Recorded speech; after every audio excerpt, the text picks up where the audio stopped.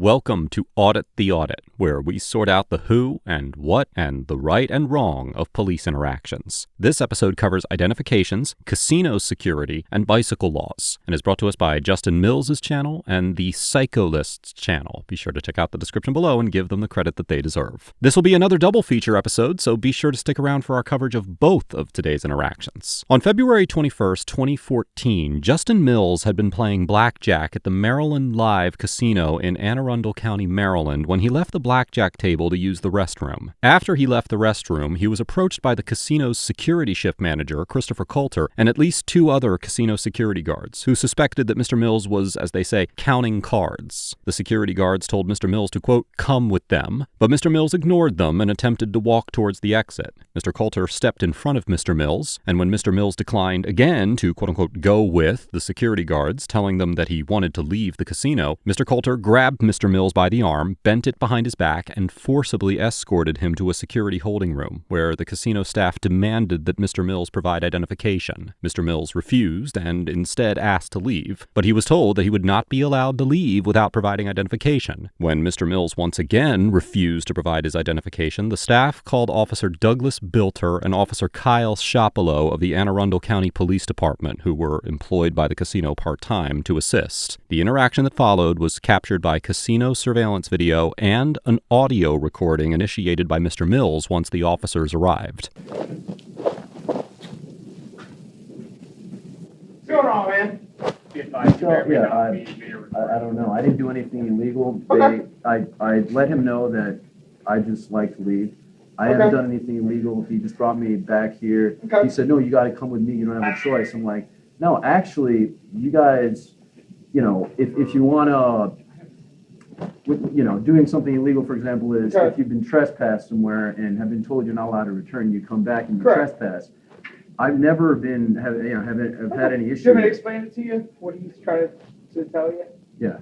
Okay, so counting cards is what they're accusing you of. Okay, Which is legal.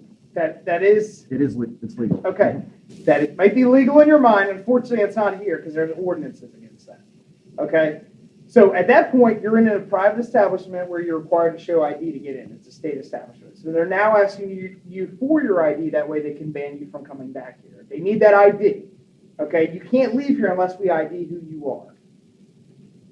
So either you can give them your ID or you can go with us and we can fingerprint you, find out who you are, and then we'll release you.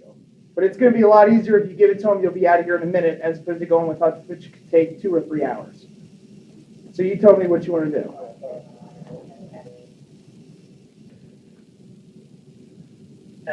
Sure. I just. Okay, like I said. I just know that they're not allowed to backroom someone unless they're cheating or doing something illegal. Okay. I know that I can sue over this. And okay, well, if you want to sue them, that's a civil matter. Okay, we're not here to deal with that. Right? Okay. Do you want to explain it to them because I don't think you understand? We're not accusing you of doing anything wrongdoing. We're telling you we need your ID. Either you're going to give us the ID or we got to find your ID through fingerprints. That's what we're here for. Because we're required to ID you. Anytime the police interact with someone where they're trying to get your information so they can ban you from coming here, they need to be able to identify who you are so you can't come back. We do the same thing. We'll get your information. We're going to tell you you're not allowed back here. If you come back, you'll be arrested. But I can't release you from here until I know who you are. So if you don't want to give me your ID, then I'm going to detain you and I'm going to take you down to the police station where I'm going to fingerprint you and get the Federal Bureau of Investigations to get your prints. Well, that part I know isn't true. The FBI would have no interest in this. I'm not stupid. No, I'm not saying they have any interest. Their database. Oh, the database. For your fingerprints. Okay. That's what I'm saying. So if you don't want to go with them, that's fine. But you're going to have to stand up, put your hands on your back because you're going to go in handcuffs. So it makes it a lot easier on everyone. That way you can be out of here in like 1 minute. What if I want to get my info and give it to them? Is that correct? Because they need your information in order to ban you.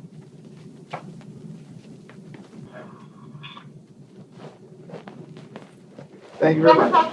After Officer Bilter and Officer Shapalo threatened to arrest Mr. Mills to obtain his identity if he does not identify himself, Mr. Mills provides them with his passport. Maryland is not a so-called stop and identify state, and outside of specific contexts, such as during a traffic stop or when receiving a citation, individuals generally do not have a legal obligation to produce identification to police officers on request, even if they have been lawfully detained based on reasonable suspicion of a crime. Although the Supreme Court held in the 2004 case of Hybel versus 6th Judicial District Court of Nevada that the Fourth Amendment permits criminal punishment for refusing to identify oneself, it limited its holding to situations where there is a specific state law that makes such refusal a criminal offense. Additionally, in order to be constitutionally sound, the demand for identification must be in the context of a Terry stop based on reasonable suspicion. In the 1979 case of Brown versus Texas, officers detained a man and then arrested him for refusing to identify himself. The Supreme Court overturned his conviction, ruling that detaining the citizen to require him to identify himself constituted a seizure of his person, and that because the officers lacked any reasonable suspicion to believe that he was engaged in criminal conduct, requiring him to identify himself violated the Fourth Amendment. Here, the only stated basis for detaining Mr. Mills was suspicion of card counting, which, as we will discuss in further detail later in this episode, is not a crime in Maryland. That means that the officers had no criminal conduct to point to as a justification for a stop, and as such, a court would likely find that Officer Bilter and Officer Shapalo had no reasonable suspicion to detain Mr. Mills, or any lawful basis to threaten him with arrest.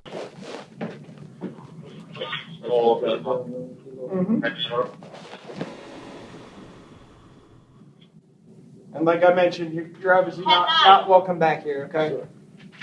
What's the period of the ban?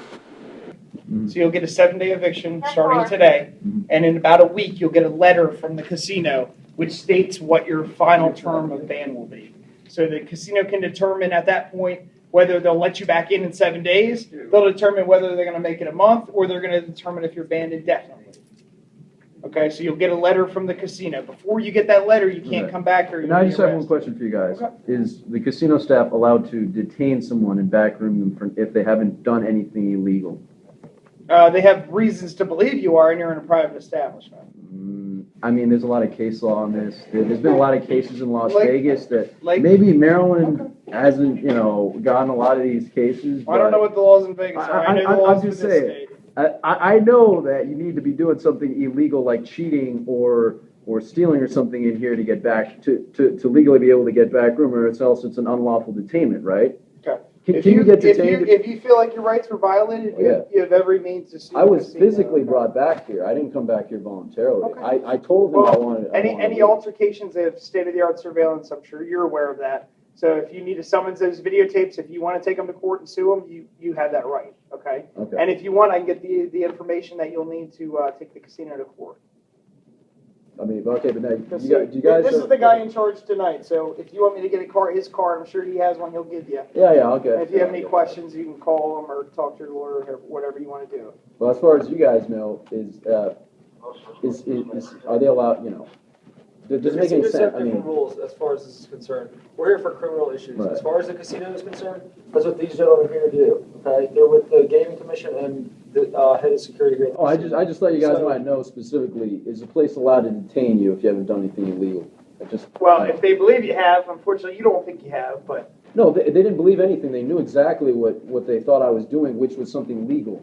So they forcefully detained me for something that they knew was legal. Mr. Mills asks the officers if the casino security guards had the legal authority to detain him in the back room against his will for counting cards, which is not illegal. While Section 36.05.03.13 of the Maryland Code of Regulations prohibits the use of, now quoting, a calculator, computer, or other electronic, electrical, or mechanical device to assist in projecting an outcome at any table game, tracking or analyzing cards that have been dealt, tracking the changing probabilities of a table game, or developing or tracking a playing strategy to be used by a player, there is no Maryland statute, regulation, or ordinance that criminalizes the act of using memory or mental strategy to track cards in blackjack. It should be noted that even though Maryland law does not criminalize card counting, casinos are private establishments, and management can refuse service or eject patrons at their discretion, so long as it is not for an illegal reason. However, this does not give casino security staff the authority to detain card counters against their will or use force to do so, as Mr. Coulter and the other guards did here. Casino security guards and employees are generally considered to be private citizens for legal purposes, and as the Court of Appeals of Maryland explained in the 1970 case of Great Atlantic and Pacific Teaco versus Paul, quote, "In Maryland, a private person has authority to arrest without a warrant only when there is a felony being committed in his presence, or when a felony has in fact been committed, whether or not in his presence, and the arrestor has reasonable ground, probable cause, to believe the person he arrests has committed it, or a misdemeanor is being committed in the presence or view of the arrestor, which amounts to a breach of the peace. In all other cases, holding someone against their will is unlawful. Here, Mr. Mills had not committed any crime, and it is therefore almost certain that a court would conclude that the casino personnel had no legal authority to detain him. Additionally, a court could also find that Mr. Coulter's conduct was criminal, potentially amounting to false imprisonment and assault. In Maryland, false imprisonment is a so-called common law crime, which means that it was created by case law and not a statute passed by the legislature. As the Court of Special Appeals of Maryland explained in the 2017 case of Howard versus State, the offense is defined as the, quote, unlawful detention of a person against his will. And, now quoting again, to obtain a conviction, the state must prove that the defendant confined or detained the victim against her will, and that the confinement or detention was accomplished by force or threat of force or deception. Now, in this case, all elements are present. Mr. Mills was grabbed, taken to a back room, and deprived of his freedom to exit, despite his repeated objections and requests to leave. As such, there would be a strong case that his quote-unquote detention constituted false imprisonment. Likewise, Section 3-203 of the Maryland Code of Criminal Law prohibits the offense of so-called assault, which under Section 3-201 includes the common law crimes of assault, battery, and assault and battery, as defined by previous case law. As the Court of Special Appeals of Maryland outlined in the 1992 case of Lamb versus State, this includes a broad range of conduct, including causing actual physical harm and traumatic injury, offensive touching, attempting but failing to cause injury or offensive touching, and placing a victim in reasonable fear of imminent harm or touching. By grabbing Mr. Mills and forcibly moving him to the security room, it is highly likely that the casino employees committed second-degree assault, as they had no legal justification for doing so.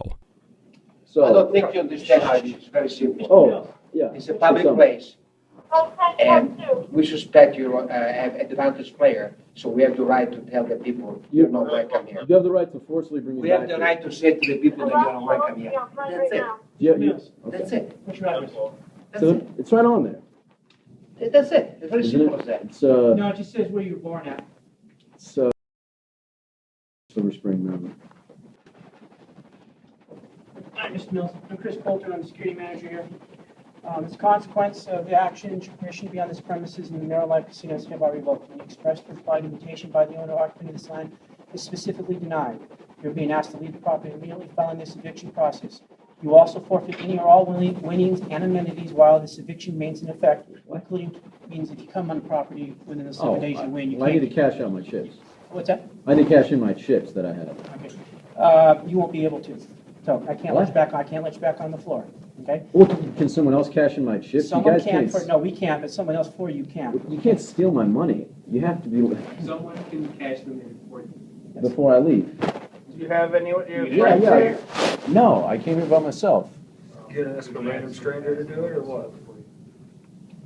We can't cash. I've never heard of this. All right, let him continue. Any future unauthorized entry in the Maryland Live Casino on this property shall be considered trespassing, subject to arrest and prosecution to the full extent of Maryland law. This remains in effect. This audio remains in recording effect for a this? period of 7 days and will be followed up with a letter indicating the full length of the eviction for committing one or more of the following. Okay, so if you get caught back on the property, it'll be trespassing within those 7 days.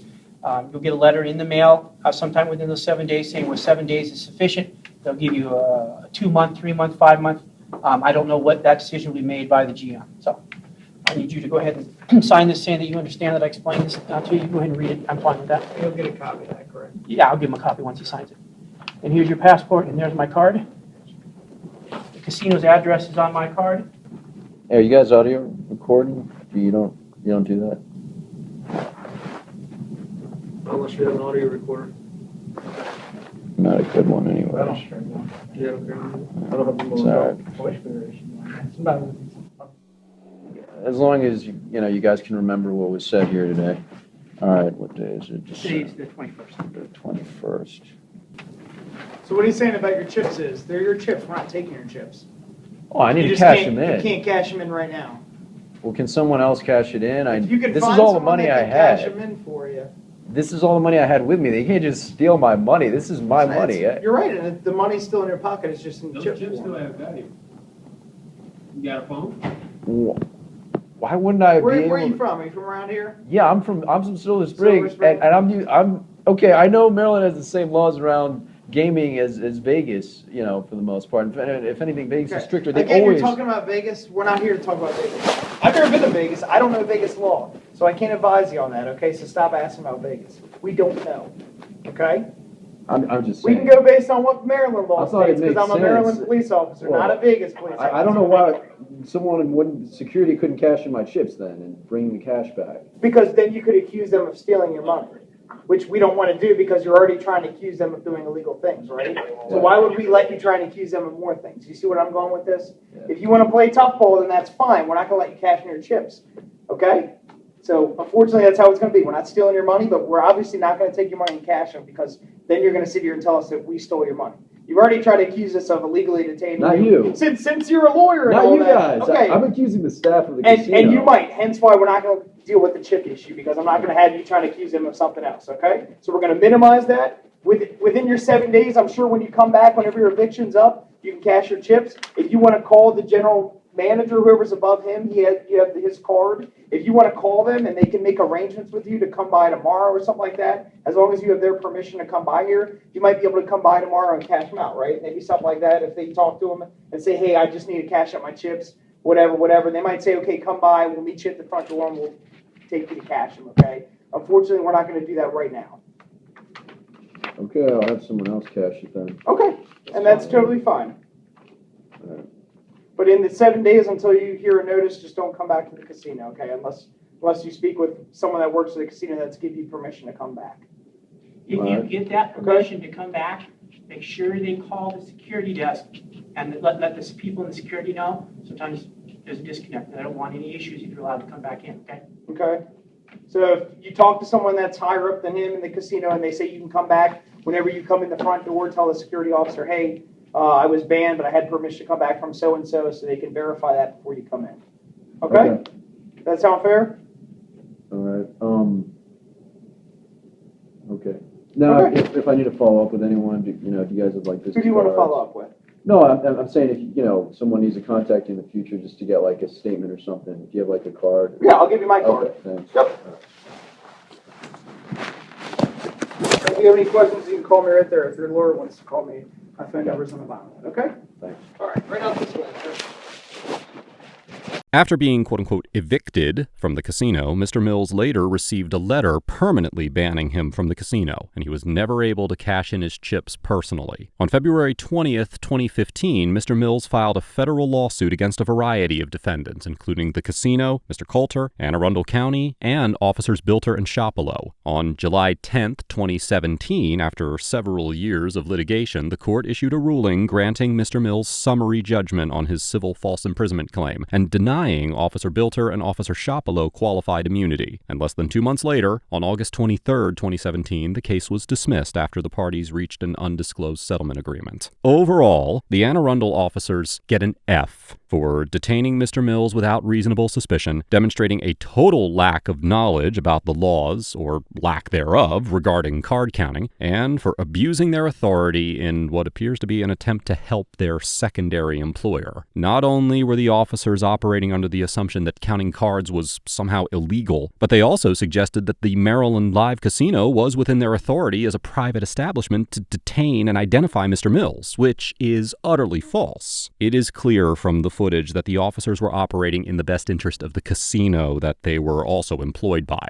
And even the district court believes that the officers were, and I'm quoting here, acting for the casino's private purposes only in their interactions with Mills. Only officers acting within their official capacity are entitled to qualified immunity. And because the officers' conduct was primarily motivated by the interests of the casino rather than the state, both of the officers were ultimately denied qualified immunity, likely prompting the settlement to be reached. This interaction highlights how third-party employment can sometimes create clear and consequential conflicts of interest within the law enforcement industry. And there is no doubt that this was a costly mistake for both the Maryland Live Casino and the Anne Arundel Police Department. Mr. Mills gets an A+ for remaining calm and collected throughout the encounter, respectfully expressing dissent while also complying with the demands of the officers, and for following up this interaction with the proper legal action. Although it could be argued that Mr. Mills should have invoked his right to remain silent, it was plainly obvious that he never committed any crimes, so it would be difficult for him to even say anything incriminating. It should be noted, by the way, that all of the audio attached to this interaction was taken by a cell phone that was hidden in Mr. Mills's pocket, and considering the fact that neither of the officers involved in this encounter were wearing body cameras, we may never have known what was actually said otherwise. I commend Mr. Mills for maintaining his composure, for having the sense to record this interaction in an era before body-worn cameras were popular, and for filing a successful lawsuit after the fact. Let's move on to the next interaction. On December 3rd, 2024, bicyclist and YouTuber The Psycholist was riding his bike on a street in Avon, Massachusetts, when a police cruiser driven by Officer Stenstrom of the Avon Police Department approached him from the rear. The interaction that followed was captured by bicycle-mounted cameras, and then later on Officer Stenstrom's body cam.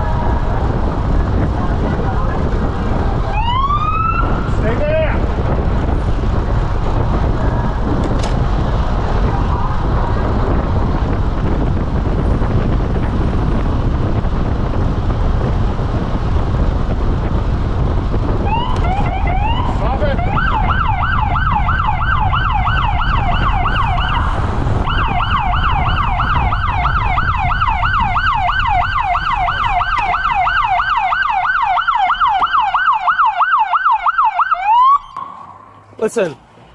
First of all, you're on camera, front and back. You're on camera as well. Don't do that to me again. You're on camera as well. Good. Okay. Good. 3 feet, right? So if there's traffic behind you, you need to pull to the side. That is not what the law says. Okay. That is not what the law says. They have to give you the 3 feet. They have to. They have to go over there. Okay. But this is a one-lane road, so you got to give them room to pass. You're riding close to the yellow line. Okay. Like I said, your audio and video recorded. Okay. Perfectly legal. What Okay. I'm doing. Do you understand? I understand I'm being recorded. Yes. Yeah. Okay. And you have to allow room for vehicles to pass you. Okay. They got that room over there. All right. This lane cannot be shared. There is no room for us to pass you unless we went into the oncoming lane that's completely. what you're supposed to do. No. Yes, This is a yes, it double is. yellow. Which is legal to cross. No, if you have to give them room, Chapter 89, listen, Section 2. You look it up. you don't understand. You have to yield. No, I do not. I have the right of. If I'm here first, I got the right of way. Yes, but you have to allow room to pass. No. Only if the lane. You have to allow room to pass. Only if the lane is wide enough for two. You also have to yield to blue lights and pull over and stop if you're being stopped, which you can be arrested for. Okay. But, do you understand that? And you just wanted to keep riding. It's an unlawful stop. This is an unlawful stop. Okay? You are not allowing room to pass. Okay. You have to wait. You have to wait. Everybody has to wait until it's safe to pass. You got narrow lanes, 2 lanes. You got oncoming traffic, and you got bends. I hold the lane until it is safe. You had to wait. That's why I had my hand out. I wanted you to wait and hold off until it was safe to pass. And it wasn't safe to pass with you on the yellow line. You were all the way over. You did not yield. Like, you need to give us room. You need to give motorists room, okay?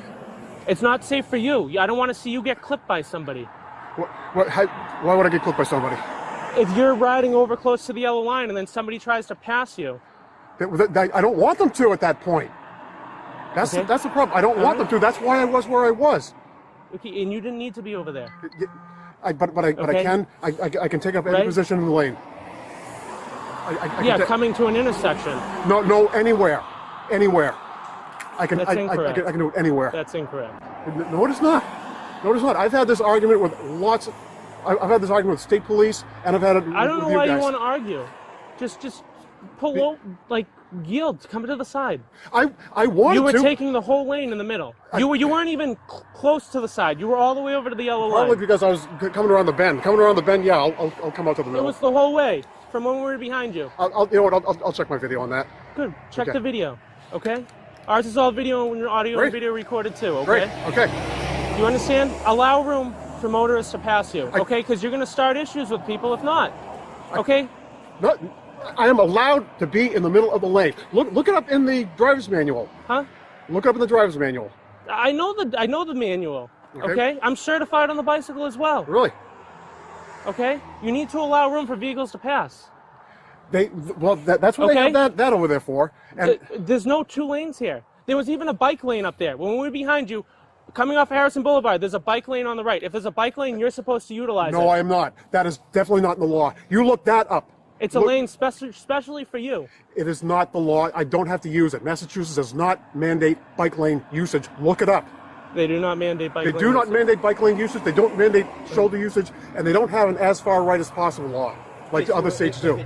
The psycholist argues that he's allowed to take up any position in the lane, and Officer Stenstrom disagrees, continuing to maintain that bicycles are required to move to the right to allow motor vehicles to pass, and use the bike lane if available. According to the Massachusetts Driver's Manual, bicyclists are permitted to, now quoting, use the full lane anywhere, anytime, and on any street, even if there is a bike lane. A separate section of the manual, which appears to be directed at drivers rather than cyclists, states that, quote, bicycles have the same right to use public roadways as all other drivers. They must obey the same traffic control and right-of-way laws. The manual then goes on to inform drivers that, now quoting again, when passing a bicycle, if you don't have enough room to pass safely, wait for oncoming traffic to pass or for the lane to get wider. Additionally, Section 40 of Chapter 90 of the Massachusetts General Laws requires drivers to pass so-called vulnerable users, such as cyclists, now quoting, at a safe distance of not less than 4 feet and at a reasonable and proper speed. However, under Section 11B of Chapter 85 of the Massachusetts General Laws, quote, every person operating a bicycle upon a way shall be subject to the traffic laws and regulations of the Commonwealth. This includes the so-called duty to facilitate overtaking that's laid out in Section 2 of Chapter 89, which explains the reciprocal duties of both the passing vehicle and the vehicle being passed when one vehicle passes another on the left. The statute states that, quote, the driver of an overtaken vehicle shall give way to the right in favor of the overtaking vehicle on visible signal and shall not increase the speed of his vehicle until completely passed by the overtaking vehicle. Likewise, Section 9.06 of Title 720 of the Code of Massachusetts Regulations states that, quote, the driver of a vehicle when about to be overtaken and passed by another vehicle approaching from the rear shall give way to the right when practicable in favor of the overtaking vehicle on suitable and visible signal being given by the driver of the overtaking vehicle, and shall not increase the speed of their vehicle until completely passed by the overtaking vehicle. Analyzing these statutes and regulations, the U.S. District Court for the District of Massachusetts concluded in the 2013 case of Damon versus Hukovich that, quote, Massachusetts law requires a slower traveling bicyclist to pull to the right to allow a faster traveling motorist to pass when it is safe to do so under the circumstances. In reaching this conclusion, the court explicitly rejected rejected an interpretation of the applicable laws as requiring that bicycles ride, quote, as close as practicable to the right side of the roadway unless there is not faster traffic in the right lane behind the cyclist, or unless the cyclist is preparing to make a left turn, determining that this reading of the various provisions did not appropriately take into account the safety considerations inherent in the governing statutes. Accordingly, while cyclists are not required to use bike lanes in Massachusetts, they are legally obligated to pull to the right to allow vehicles to pass them, but only when it is safe to do so.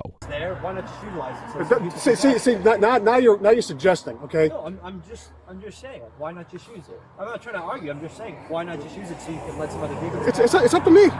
It's up to me. Besides, where I know how to handle myself. I've been doing this for years. So why are you going to try and start issues with people? If you have a lane that's safe for you to use, why are you going to ride the yellow line?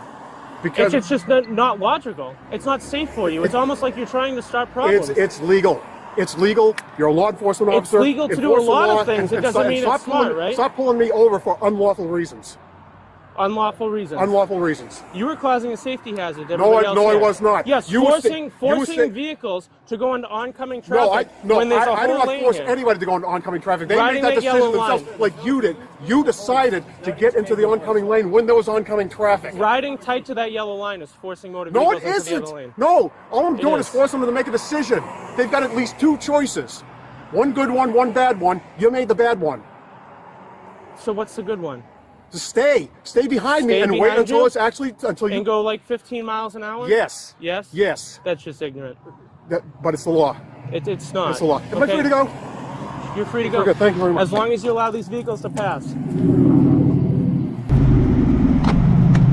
Officer Stenstrom permitted the cyclist to leave without issuing any sort of citation. It is unknown whether the cyclist filed a complaint or intends to pursue legal action. Overall, Officer Stenstrom gets a C- for executing a relatively dangerous driving maneuver in an attempt to pass the cyclist, displaying a fundamental misunderstanding about Massachusetts bicycle laws despite claiming to be quote-unquote certified, and for failing to articulate a legitimate reason for detaining the cyclist. Based on the way he was driving, I believe that this stop was initiated on the basis of Officer Stenstrom's frustration with being unable to pass the cyclist, rather than suspicion of a legitimate traffic offense or safety concern. Once the stop was initiated, it quickly became apparent that Officer Stenstrom was overstating his level of understanding in regards to Massachusetts bicycle laws, and this was essentially the precipice for this interaction becoming somewhat hostile. If Officer Stenstrom had cited the so-called duty to facilitate overtaking as outlined by Massachusetts law, well then this could have been an educational interaction with the cyclist rather than a confrontational argument. This interaction highlights how a well-formed understanding of the law can serve as a means to de-escalate tense encounters, and a lack of understanding often leads to hostile and unproductive interactions. The cyclist gets a C, because although he did articulate a reasonable defense for some of his actions, he also demonstrated some misunderstandings regarding the legal obligations of bicyclists riding in the roadway. He also failed to stop immediately upon being signaled to do so by the officers, and he also maintained a relatively hostile and confrontational demeanor throughout the encounter. While it does seem as though the cyclist possesses a relatively clear understanding of his legal obligations as a cyclist, it appears as though he lacked a meaningful understanding of his obligations as a driver on the roadway. While he was correct in his assertion that he was legally allowed to occupy any part of a lane, he was also required to give the right of way to vehicles attempting to pass him, not police the safety of their pass attempt. Rather than riding close to the center line and refusing to allow vehicles to pass until the cyclist deemed the pass to be safe, he could have yielded the right of way to the passing vehicle and then slowed down to allow them to pass safely. The cyclist also refused to stop immediately upon being signaled to by the officers, which could have caused significant legal troubles outside of the potential traffic infraction. From a purely logical perspective, it is inefficient and unsafe to allow bicyclists to dictate the speed and flow of traffic on busy roadways, especially when municipalities have taken the time, effort, and money to create lanes designated for bicycles. Using legal technicalities as a means to justify behavior that causes a legitimate disruption to the public is the quickest way to have those laws revised or new laws enacted. And if enough bicyclists begin disturbing traffic, it may lead to more state-level regulation. While I commend the cyclist for standing up to the officers, I would also caution him to consider the practical and long-term implications of his riding behaviors. Let us know if there is an interaction or legal topic that you would like us to discuss in the comments below. Thank you for watching, and don't forget to pick up your copy of the Civilian Rights Hand Guide in the links below.